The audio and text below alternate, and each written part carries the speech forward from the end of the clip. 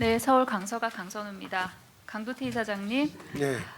지난주 보건복지부 국정감사 때 그 문재인 케어로 인해서 우리 국민들의 의료 보장성이 크게 강화됐음을 제가 그 숫자로 좀 보여드렸었습니다. 경제적 취약계층, 이 MRI나 초음파 검사를 못 받고 있다가 이제 문재인 케어로 보장성이 강화되면서 고 1, 2분위 소득 그 대상자들이 굉장히 그 진료 횟수가 늘었고요. 그리고 그 이전에 여유가 있던 분들은 상대적으로 거의 늘지 않았음을 보여드렸었는데요. 오늘은 조금 더 다른 방향으로 짚어보도록 하겠습니다.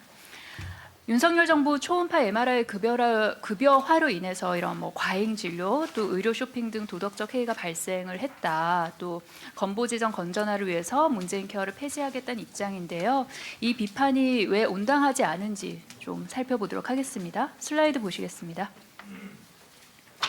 그 초음파 MRI 급여화 이후에 이 전체 진료 슬라이드가 나왔나요? 네. 네, 나왔습니다. 정면에 보입니다. 네네. 전체 진료 인원 대비해서 진료 건수를 보여주는 표입니다. 살펴보시죠. 초음파 같은 경우에는 2018년과 2021년을 비교를 해보겠습니다. 2018년에 1.2회죠. 그리고 2021년에 1.5회입니다. 그 밑에 파란색 MRI 살펴보겠습니다. 2018년 1.3회, 그 다음에 2021년 1.4회로 소폭 증가했습니다. 그러면은 그 과다 의료 이용자들을 한번 살펴볼게요. 이 통상적으로 과다 의료 이용의 기준은 1년에 150회 이상 이런 진료를 받으시는 그런 분들이죠. 그러면은 연간 150회 이상 병원을 다니시는 분들의 요 초음파 MRI 진료 상황을 한번 살펴볼게요. 그러면 요거는 세로로 비교를 해봐야겠죠.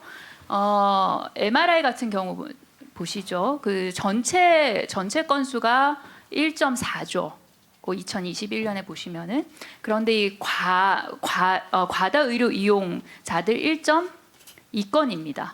오히려 전체보다 이 과다하게 의료 그 진료를 받으시는 분들이 오히려 더 적게 받으셨어요. 초음파도 살펴보면은 전체가 2021년에 1.5회입니다. 그런데 150회 이상 병원 방문한 인원도 1.7, 큰 차이가 없어요. 다시 말씀드리자면 이 과잉 진료를 받는 것으로 추정되는 이런 분들조차도 이게 급여화가 됐다고 해서 MRI나 초음파를 정말 의료 쇼핑하듯이 막 과다하게 받지는 않는다는 그런 숫자죠. 그 비싸서 초음파 MRI 진료받지 못했던 국민들이 급여화로 적정하게 진료를 받고 있는 것입니다.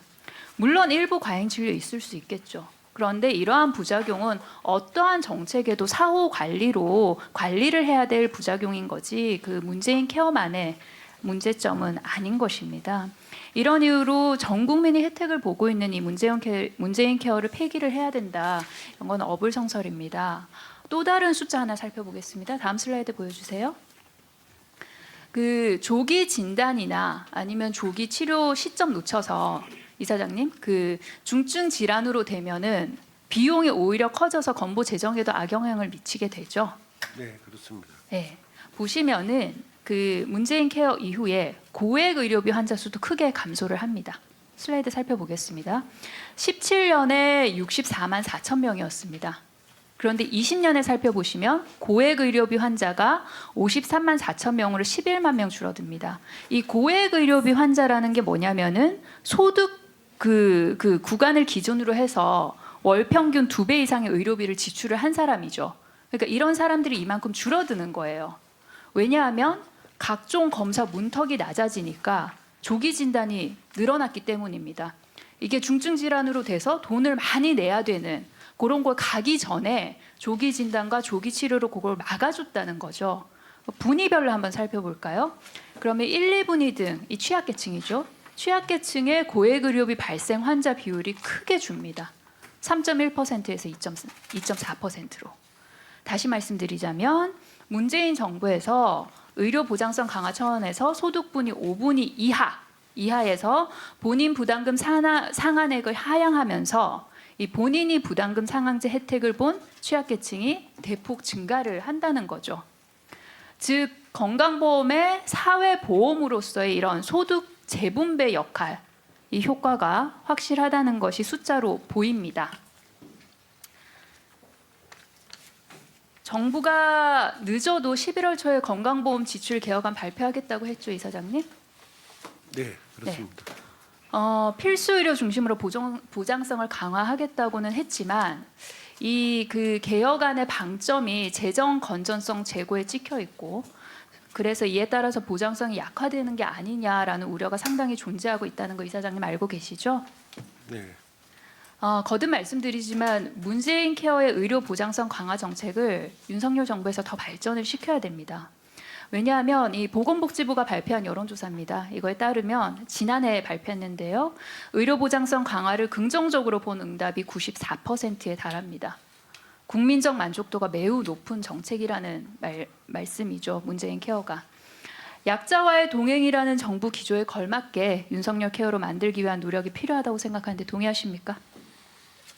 예, 저희가 필요한 필수 의료에 대한 보장이라든지 건강보험 보장성은 전체적으로 우리나라의 보장성이 낮기 때문에 분야가 다를지라도 이 보장성은 저희가 좀 더 확대해 나가야 되는 방향이 맞다고 봅니다. 네, 김선민 원장님. 네. 그 경평 면제 관련해서 좀 여쭤볼게요. 그 현행이랑 개정안을 좀 비교를 해보겠는데요. 슬라이드 좀 보여주세요. 윤석열 정부가 희귀 질환자 신약 접근성 강화에 따라서 심평원 경면 면제를 개편을 했습니다. 그런데 이 개정안을 비교를 해보면 현행이랑 개정안을 적용을 하면 오히려 이 면제 그 대상이 오히려 축소가 돼요. 그러니까 확대 내용은 개정안 내용은 확대한다 이렇게 돼 있는데 실제로 따져 보면은 대상이 축소되는 그런.